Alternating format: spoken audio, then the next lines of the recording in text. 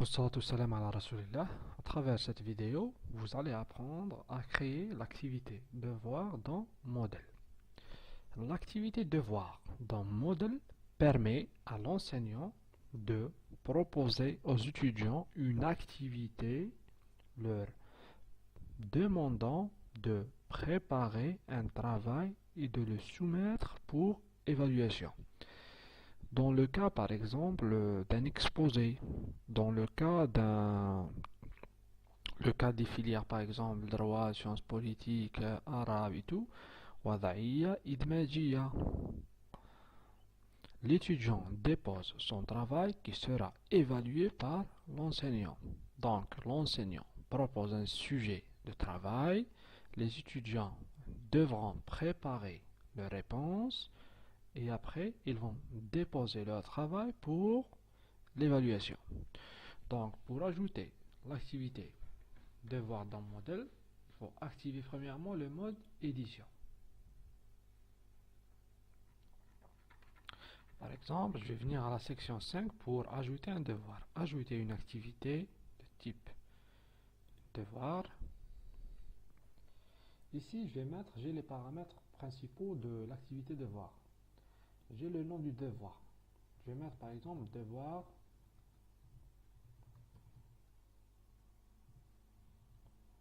d'application.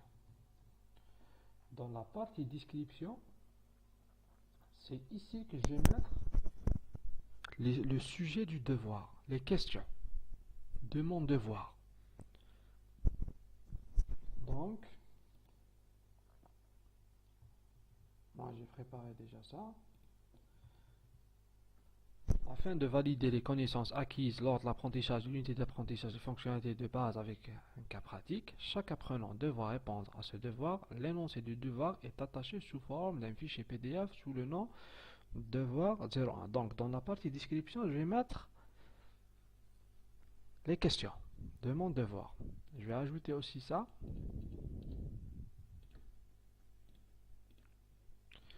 C'est-à-dire, j'ai précisé, une fois terminé, déposez votre réponse un seul fichier Word. Ici, par exemple, j'ai précisé qu'il s'agit d'un fichier Word. La réponse de l'étudiant doit être dans un fichier Word. Il faut ajouter une chose aussi, la date de remise. Titre d'exemple, je vais mettre remise. Je vais mettre par exemple 14 à 20 décembre 2018. Donc, il faut préciser aussi la date de remise, c'est-à-dire la période dans laquelle les étudiants peuvent soumettre leur travail. Dans le cas où j'ai besoin de joindre un fichier avec mon devoir, c'est mon cas ici, j'ai dit que l'énoncé du devoir est attaché sous forme d'un fichier Word sous le nom devoir 01. Je vais cliquer ici pour joindre mon fichier. Donc, j'ai un coup ici. Et voilà mon devoir. Ouvrir et je vais cliquer sur déposer ce fichier.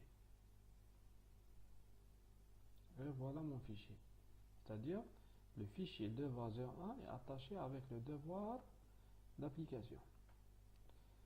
Autoriser la remise dès le. Moi, j'ai spécifié ici que c'est entre 14 et 20. Date de remise, je vais mettre 14 décembre. Date de remise,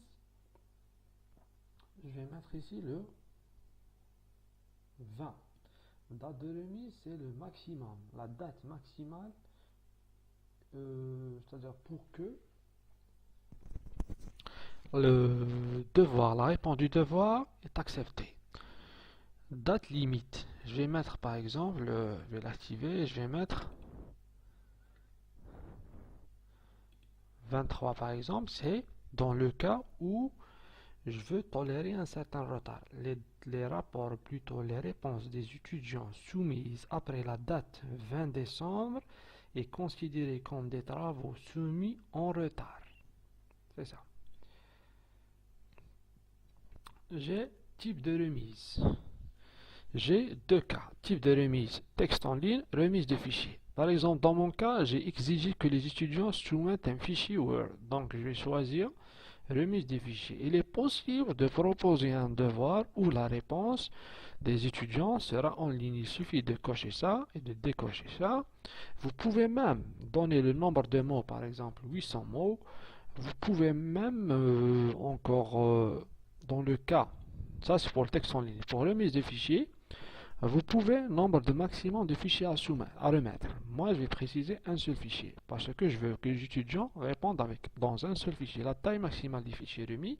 Vous pouvez même spécifier dans le cas où, par exemple, je peux spécifier ici qu'il s'agit d'un fichier Word, par exemple.